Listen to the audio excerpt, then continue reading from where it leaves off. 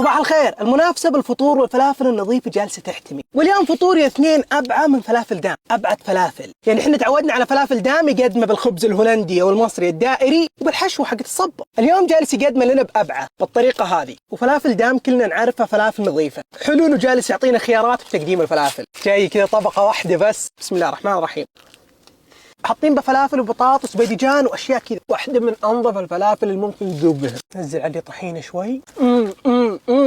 ابعد فلافل من فلافل دام، شيء اسطوري. ودائما اطلب مع الدقوس الحار هذا، حط لي شوي. وبالابعه كذا جايه خفيفه. ومنزلين سمبوسه هرم، سمبوسه هنديه. تحمس.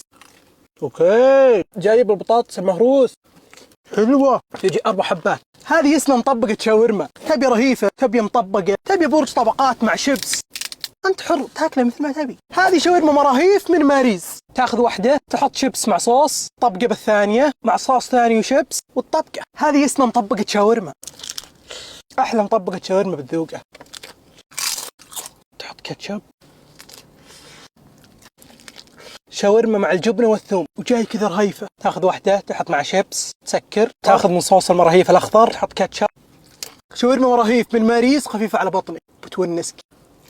وهذا الكوكتيل اطلبه مع مراهيف.